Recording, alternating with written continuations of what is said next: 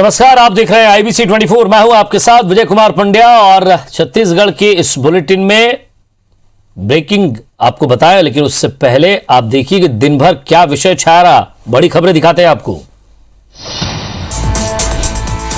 प्रदेश के मुख्यालय आज 2 जिलों को दी विकास कार्यों की सौगात। रायगढ़ में 308 करोड़, जशपुर में 250 करोड़ के विकास कार्यों की सौगात। सीएम भूपेश ने किया लोकार्पण और शिलान्यास। इधर छत्तीसगढ़ कांग्रेस ने मिशन 2023 के लिए तैयारी शुरू कर दी है। बूथ प्रबंधन कमेटी के पदाधिकारियों से चर्चा हुई। कल शहर अध्यक्षों की बैठक होगी, जिसमें सीएम भूपेश और पीएल पुनिया भी शामिल होंगे। छत्तीसगढ़ में बीजेपी का हल्ला बोल जारी है। जगह जगह जिला, ब्लॉक और शक्ति केंद्रों तक पहुंचे हैं। जनता से प्रदेश सरकार की वादा खिलाफी को लेकर चर्चा की गई। वहीं टोलकिट मामले में बिलासपुर हाईकोर्ट से पूर्व सीएम रमन सिंह और बीजेपी प्रवक्ता संबित पात्रा को अंतरिम राहत मिली है। कोर्ट ने अगली सुनवाई तक एफआईआर की कार्रवाई पर रोक लगा दी है।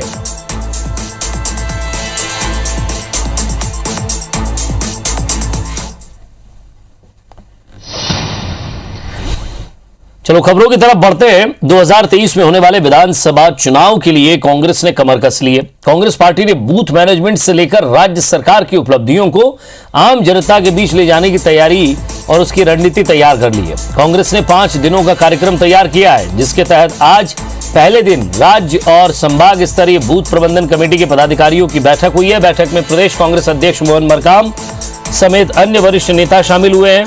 मुख्यमंत्री के राजनीतिक सलाहकार विनोद वर्मा ने सभी पदाधिकारियों को बूथ को कैसे मजबूत किया जाए, इस पर 2 घंटे तक ज्यादा का वक्त पीपीटी के माध्यम से ट्रेनिंग दी गई है। मंगलवार को प्रदेश कांग्रेस कार्यकारिणी जिला अध्यक्ष और शहर अध्यक्षों की बैठक, प्रदेश प्रभारी पीएल पुनिया, प्रदेश अध्यक्ष मोहन मरकाम यहां बैठक लेंगे और इस बैठक में मुख्यमंत्री भूपेश बघेल भी शामिल होंगे। बुधवार को महंगाई समेत अन्य मुद्दों को लेकर प्रदेश कांग्रेस कमेटी द्वारा पत्रकार वार्ता भी ली जाएगी। कल प्रदेश कार्यकारिणी के सम्मानित सदस्यों का, जिलाध्यक्षों का, मोर्चा संगठनों के 5 घंटे का ट्रेनिंग है, जिसमें आदरणीय पीएल पुनिया साहब, आदरणीय मुख्यमंत्री साहब भी संबोधित करेंगे। और परसों प्रेस वार्ता के साथ साथ प्रवक्ताओं की मीटिंग है। और छत्तीसगढ़ की कांग्रेस प्रभारी पीएल पुनिया आज रायपुर पहुंचे हैं। रायपुर एयरपोर्ट पर निगम मंडल और आयोग में नियुक्ति के सैकड़ों दावेदार यहां उनको रिसीव करने के लिए पहुंच गए थे। ये नेता एयरपोर्ट से लेकर वीआईपी रोड स्थित निजी होटल तक साथ नजर आए। पीएल पुनिया ने निगम मंडल और बोर्ड की दूसरी सूची को लेकर कहा है कि इसमें अंतिम रूप दिया जा चुका है। सूची राष्ट्रीय अध्यक्ष के अनुमोदन प्रक्रिया में शामिल है, जिसमें समय भी लग सकता है और जल्दी भी हो सकता है। उन्होंने कहा कि उनका ये दौरा कांग्रेस पार्टी के ट्रेनिंग कार्यक्रम और कांग्रेस प्रदेश पदाधिकारियों के साथ बैठक को लेकर है। इधर नेता प्रतिपक्ष धर्मलाल कौशिक ने आरोप लगाया है कि सरकार में निगम मंडल आयोग की अब तक नियुक्ति नहीं हो पाने की वजह पार्टी के भीतर की अंतरकलह है।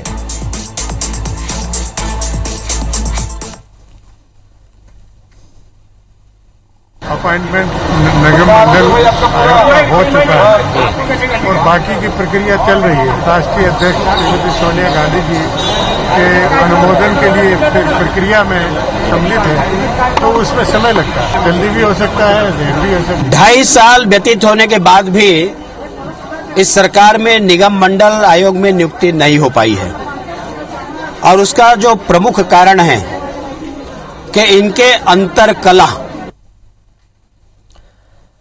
और छत्तीसगढ़ में कांग्रेस सरकार के आधा कार्यकाल पूरा होने पर भाजपा प्रदेश भर में महाअभियान चला रही है और इसी कड़ी में प्रदेश के कई जिलों में भाजपा नेताओं और कार्यकर्ताओं ने प्रदेश सरकार के खिलाफ हल्ला बोल दिया है। भाजपा के प्रदेश अध्यक्ष विष्णुदेव साय, कुनकुरी इलाके में नेता प्रतिपक्ष धर्मलाल कौशिक, भिल्ला इलाके में भाजपा प्रवक्ता अनुराग सिंह देव ने, सीतापुर इलाके में रायपुर सांसद सुनील सोनी और श्रीचंद सुंदरानी रायपुर के अलग अलग हिस्सों में पहुंचे हैं और आम जनता से प्रदेश सरकार के वादा खिलाफी को लेकर बात की। भाजपा का आरोप है कि सरकार ने इन 2.5 सालों में कुछ नहीं किया। भाजपा के आरोपों पर पलटवार करते हुए कांग्रेस ने कहा कि सिर्फ मोदी सरकार की नाकामियों और कुप्रबंधन को छिपाने के लिए भाजपा ये अभियान चला रही है।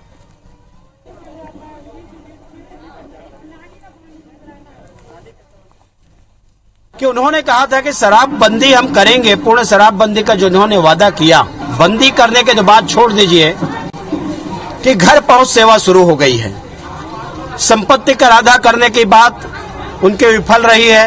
वादा निभाने के बजाय जनता को छलने का काम किया है। जनता में जागृति आ रही है। हम जनता से पूछ रहे हैं रेत माफिया कौन है, हम जनता से पूछ रहे हैं ड्रग माफिया कौन है, हम जनता से पूछ रहे हैं कि लोगों के घरों तक दवाई पहुंचना चाहिए कि शराब पहुंचना चाहिए। ऐसे ऐसे माफियाओं के नाम नहीं सुने थे, नए नए माफिया छत्तीसगढ़ में तैयार हो। कांग्रेस सरकार को 2.5 साल में 1.5 साल कोरोना काल निकल गया है। छत्तीसगढ़ की जनता जान रही कि काम कौन कर रहा है कौन नहीं कर रहा है। कहीं न कहीं भारतीय जनता पार्टी में हताशा है और इस ढंग से मोदी जी के जो कुप्रबंधन है, जो उसकी कमियां हैं, जो 7 सालों में कुछ नहीं कर पाया, महंगाई बढ़ी है, जनता की आक्रोश को दबाने के लिए इस ढंग से भारतीय जनता पार्टी के लोग कर रहे हैं। किसानों को न्याय योजना के तहत पैसे देने की बात थी, वो पूरी हो चुकी है। बिजली बिल को आधा करने की बात थी, वो पूरी हो चुकी है। इस तरह से कई वादे हैं जो पूरे हो चुके हैं। पार्टी घोषणा करती है तो पूरे 5 साल के लिए होता है, अभी वो पूरा हुआ नहीं है, इसलिए अभी धीरे धीरे करके उसको पूरा करने की कोशिश है। मुख्यमंत्री भूपेश बघेल ने आज रायगढ़ और जशपुर जिले को करोड़ों रुपए के विकास कार्यों की सौगात दी है। मुख्यमंत्री ने रायगढ़ जिले में 308 करोड़ के अधिक से विकास कार्यों का लोकार्पण और शिलान्यास किया। वहीं जशपुर जिले में 250 करोड़ के कार्यों का भूमि पूजन और लोकार्पण किया गया। मुख्यमंत्री ने हॉकी खिलाड़ियों के लिए जशपुर में बहुप्रतीक्षित एस्ट्रोटफोर्ड मैदान का भी लोकार्पण किया है। जशपुर के कलेक्ट्रेट में मौजूद स्व सहायता समूह की महिलाओं और वन अधिकार पट्टा का हितग्राहियों से मुख्यमंत्री ने वीडियो कॉन्फ्रेंसिंग के जरिए बात की है। दोनों कार्यक्रम में मुख्यमंत्री भूपेश बघेल वर्चुअल रूप से शामिल हुए।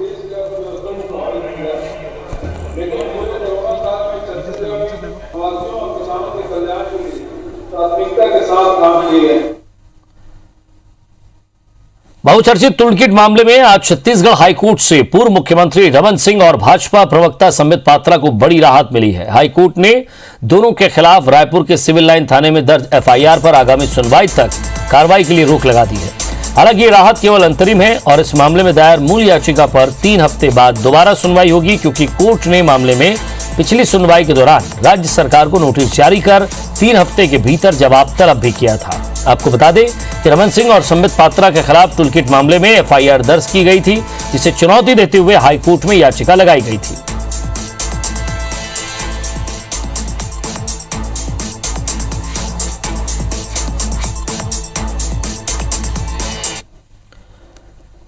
और ग्लोबल टेंडर जारी करने की मांग करते हुए दायर जनहित याचिका पर आज हाईकोर्ट में सुनवाई हुई है। सुनवाई करते हुए हाईकोर्ट ने राज्य सरकार को तीसरी लहर से बचने की तैयारियों का ब्यौरा 10 दिनों में जवाब देने के तौर पर प्रस्तुत करने के आदेश जारी किए हैं। याचिकाकर्ता के वकील ने 18 वर्ष से नीचे के युवाओं के लिए वैक्सीन की तैयारियों को लेकर सवाल उठाया। सुनवाई के दौरान कोर्ट के सामने याचिकाकर्ता ने कहा कि कोरोना की तीसरी लहर से सबसे ज्यादा बच्चों को खतरा है। ऐसे में सरकार की ओर से तीसरी लहर को लेकर क्या तैयारियां की जा रही हैं, जिसके बाद हाईकोर्ट ने सरकार से संपूर्ण तैयारियों की जानकारी 10 दिनों के भीतर पेश करने को कहा है।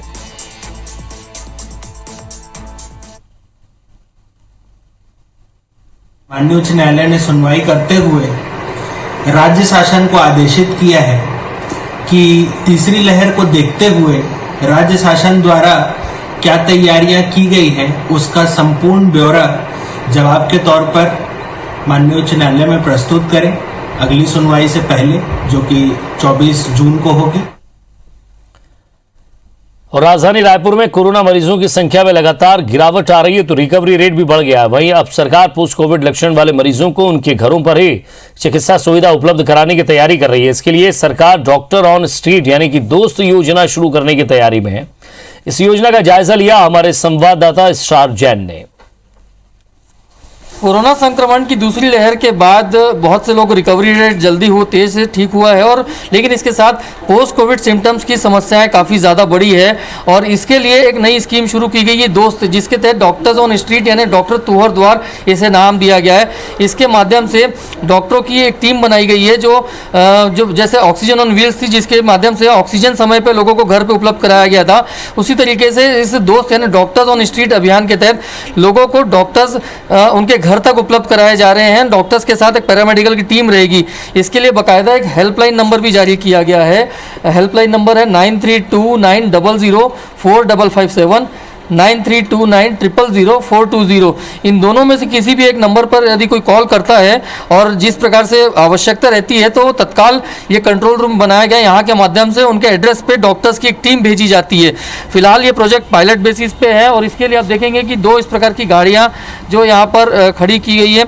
यदि ये प्रोजेक्ट सक्सेस रहता है, परियोजना सक्सेस होती है तो आने वाले समय में इन गाड़ियों की संख्या और बढ़ाई जा सकती है। कुल मिलाकर ये कि जिस प्रकार से ऑक्सीजन ऑन व्हील योजना के माध्यम से लोगों को कोरोना के दूसरे संक्रमण की जो वेव थी उसमें मदद कराई गई, लोगों तक ऑक्सीजन समय पर पहुंचाई गई।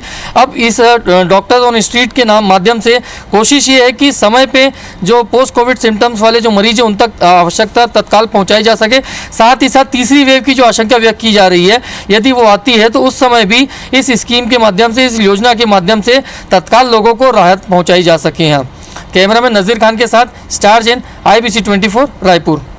में ट्रांसपोर्ट नगर बसना दूर की कोई कोड़ी दिखाई दे रहा है। ऐसा इसलिए क्योंकि नगर निगम ने नगर बसाने के लिए 12 साल में लाखों खर्च किए, लेकिन उस जमीन पर जो ट्रांसपोर्ट नगर के लिए दी ही नहीं गई है। जिला प्रशासन के संज्ञान लेने के बाद अब यह मामला सियासत का मुद्दा भी बन गया है। देखिए रिपोर्ट।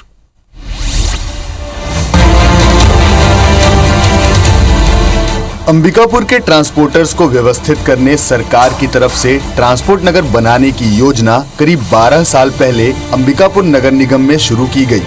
इसके लिए पहले बनारस रोड की तरफ लाखों खर्च कर बसाने की कोशिश की गई, मगर बाद में निगम को पता चला कि वो जमीन फॉरेस्ट की है, जिसके कारण इसे बिलासपुर चौक के आगे शिफ्ट किया गया। यहाँ करीब 3 एकड़ में निगम ने करीब 60 लाख रुपए खर्च कर गुमटियां, ट्रांसफार्मर, अप्रोच सड़क का निर्माण करा दिया। मगर आपको जानकर हैरानी होगी कि यह जमीन ट्रांसपोर्ट नगर के लिए नहीं बल्कि CGMSC को आवंटित की गई है। ऐसे में कलेक्टर ने खुद संज्ञान लेते हुए यहाँ न सिर्फ अवैध कब्जा हटाया बल्कि निगम को 56 लाख रुपए शासन के खाते में जमा करने के निर्देश भी दिए हैं। भूमि है जहाँ ट्रांसपोर्ट नगर बताया जा रहा है वो ट्रांसपोर्ट नगर के रूप में अभी अलॉटेड ही नहीं है। ये पूर्व में CGMSC को अलॉटेड था और वो अलॉटमेंट भी 2017 में कैंसिल हो गया है। तो पहले ये ट्रांसपोर्ट नगर के रूप में नगर निगम को अलॉटेड होगा, उसके बाद ही उस पर किसी का सेटलमेंट किया जाना पॉसिबल होगा। नगर निगम के कारनामे को लेकर विपक्ष ने सत्ता पक्ष पर जमकर हमला बोला है। विपक्ष का साफ तौर पर आरोप है कि ट्रांसपोर्ट नगर को लेकर निगम के महापौर और अधिकारी गंभीर नहीं हैं। तभी तो न सिर्फ दूसरे की जमीन पर निगम ने निर्माण करा दिया बल्कि उसे अब तक अपने नाम पर आवंटित भी नहीं करा सकी। नगर निगम में जो लोग बैठे हैं, जो शासन प्रशासन में आज कांग्रेस के लोग हैं, इनको होश ही नहीं है कि कहाँ क्या हो रहा है। इनको नियमानुसार कार्रवाई करनी चाहिए, नियम के अनुसार बढ़ के इसको ट्रांसपोर्ट नगर में सेटल करना चाहिए, ताकि जो पूरे शहर के जो ट्रांसपोर्टर हैं, अन्य सभी लोग हैं, उनको व्यवस्थित ढंग करके उनके व्यवसाय को वहाँ बढ़ाना चाहिए। इधर महापौर भी मान रहे हैं कि गलती से जमीन CGMSC को आवंटित कर दी गई थी, मगर वो कैंसिल कर दी गई है। खैर, महापौर की यह भी दलील है कि जमीन को निगम के खाते में दर्ज कराने की प्रक्रिया जल्द ही पूरी कर ली जाएगी। स्वास्थ्य मंत्री जी महाराज साहब से भी हमने बोला है उसको दखल देने के लिए और माननीय राजस्व मंत्री जी को भी हमने पत्र पूरे डॉक्यूमेंट के साथ में, उम्मीद करता हूँ कि आजकल में वो आवंटित होके या गाइडलाइन देके वो चीज पूरी हो जाएगी। पहले दूसरे विभाग को आवंटित जमीन पर लाखों खर्च और फिर एक बार वही गलती। मतलब साफ है कि सरकार की महत्वपूर्ण योजना को लेकर अंबिकापुर नगर निगम गंभीर नजर नहीं आ रहा।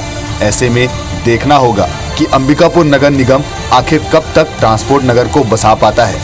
अभिषेक सोनी, IBC 24 सरगुजा। रायपुर के मंदिर हसौद इलाके में खाद्य विभाग ने बड़ी कार्रवाई करते हुए हिंदुस्तान पेट्रोलियम से निकले 2 टैंकरों से डीजल और पेट्रोल चोरी करते हुए 2 आरोपियों को गिरफ्तार किया और बाकी आरोपी मौके से फरार हो गए। बताया जा रहा है कि खाद्य विभाग ने खनीज नाका के पास खेत में हिंदुस्तान पेट्रोलियम डिपो से निकले 2 टैंकरों से डीजल पेट्रोल चोरी करते हुए 2 लोगों को पकड़कर उनके पास से चोरी के 31,000 लीटर डीजल और 10,000 लीटर पेट्रोल को जब्त किया है। मौके पर अधिकारियों से खास बातचीत की हमारे संवाददाता तहसीन जैदी ने। राजधानी रायपुर के मंदिर हसौद इलाके में खाद्य विभाग ने एक बड़ी कार्रवाई की है, जिसमें बताया जा रहा है कि कई हज़ार लीटर डीजल और कई हज़ार लीटर जो पेट्रोल है वो निकालते हुए यहाँ पे रंगे हाथों पकड़ा है और उसको मंदिर हसौद थाने यहाँ लेके आए हैं। हमारे साथ खाद्य विभाग के अधिकारी हैं दुबे जी, हम उनसे जानते हैं कि किस तरीके की सूचना उनको मिली थी और क्या कार्रवाई की गई और क्या करते पाए गए ये। खाद्य विभाग को इस बात की सूचना लगातार मिल रही थी कि मंदिर हसौद क्षेत्र में डीजल चोरी का काम बड़े पैमाने पर हो रहा है और आज इसी कारण आकस्मिक जांच की गई और पाया गया कि 2 टैंकर से डीजल निकाल करके अवैध रूप से बेचने का प्रयास किया जा रहा था। तो दोनों टैंकर जब्त कर लिया गया है और एक अलग से छोटी गाड़ी में 1000 लीटर डीजल और जब्त किया गया, जो पहले से ही लगातार चोरी जो किया जा रहा था उससे लाकर रखा गया था। टोटल अगर डीजल और पेट्रोल की मात्राओं की अगर बात करें तो कितनी मात्रा में जब्ती बनी है और ये कहाँ जा रहे थे ट्रक? अभी तक जो जांच हो रही है उसमें एक गाड़ी को बसना जाना था, लेकिन वो चंदखुरी रोड पे पकड़ाई है और दूसरी गाड़ी का जांच चल रहा है और लगभग 80 लाख रुपए कीमत का ये डीजल और पेट्रोल है। निश्चित तौर पे कि बड़ी कार्रवाई यहाँ पे सामने आई है। 80 लाख रुपए का डीजल और पेट्रोल यहाँ पे जब्त किया गया। ये दोनों वो टैंकर हैं जिसमें से चोरी करते हुए पाए गए हैं। यहाँ देख सकते हैं कि ये किस तरीके से यहाँ पे चोरी करते थे। ये यहाँ हम दिखाना चाहेंगे कि ये भारत पेट्रोलियम से ये टैंकर निकले थे और ये यहाँ पे इसको बंद किया हुआ था, सील किया जाता है, लेकिन उसके बावजूद भी ये लोग यहाँ पे इसको खोल के एक अपनी तरीके से उसकी चाबी बना के इन्होंने रखी हुई है, उसको खोलते थे। इस बात की जो सूचना जिस तरीके से खुद अधिकारी बता रहे हैं कि इनको मिलती थी। अब देखने वाली बात होगी कि खाद्य विभाग और पुलिस जो है वो मिलकर इस गिरोह को कब तक खत्म करती है। कैमरामैन अजय नागर के साथ तहसीन जैदी, IBC 24 रायपुर। बीजापुर के सिलगेर में चल रहे आंदोलन पर अब चरणबद्ध तौर पर यह चलेगा। आदिवासियों की तरफ से मूलवासी बचाओ संगठन ने पत्र जारी कर कांग्रेस के जनप्रतिनिधियों पर आदिवासियों को धमकाने का आरोप लगाया है और आंदोलन वापस लेने के लिए अनावश्यक दबाव बनाने की बात कही है। तो इस जारी पत्र में यह भी कहा गया है कि सरकार की तरफ से ये झूठा प्रचार किया जा रहा है। अब आंदोलन की वापसी के लिए आदिवासी तैयार हो गए हैं, लेकिन असल में यह आंदोलन उनकी मांगे पूरी नहीं होने तक जारी रहेगा। इस मामले को लेकर आरोप प्रत्यारोप का दौर शुरू हो गया है।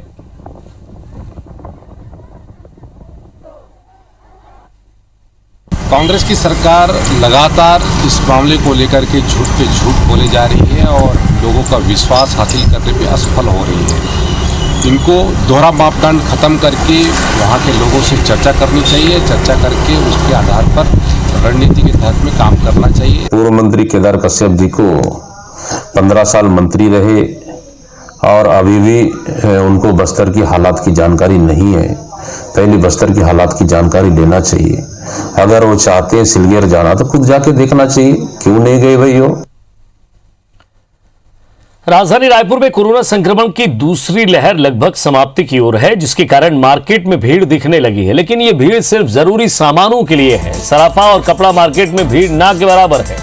आमतौर पर जून अंत तक शादी ब्याह का सीजन रहता है। इस साल संक्रमण के बावजूद शादी ब्याह भी हो रहे हैं, लेकिन सराफा और कपड़ा मार्केट में स्थिति पहले वाली नहीं है। सराफा में जहां लोगों की पसंद सिर्फ लाइट वेट ज्वेलरी है, वहीं कपड़ा में भी लोग ब्रांडेड से दूर भाग रहे हैं। अकेले रायपुर में सराफा में जहां इस सीजन में 500 करोड़ रुपए के व्यापार का नुकसान होने का अनुमान है, वहीं कपड़ा मार्केट में खासकर रेडीमेड में भी 200 करोड़ रुपए के कारोबार पर असर पड़ रहा है। अब अनलॉक हो गया है मार्केट, लेकिन जिस हिसाब से बिक्री होनी चाहिए वैसे बिक्री नहीं है। शादियां जो हो रही है सिर्फ 50 लोगों के लिए शादी को शासन ने परमिशन दिया गया है, जिससे बहुत लिमिटेड कपड़े लिए जा रहे हैं। माल व्यापारियों के बहुत सारा पड़ा हुआ है। माल इतना मंगा लिया गया है क्योंकि 2 सीजन मार खा गई है। और इसी के साथ फिलहाल इस बुलेटिन में इतना ही। नमस्कार।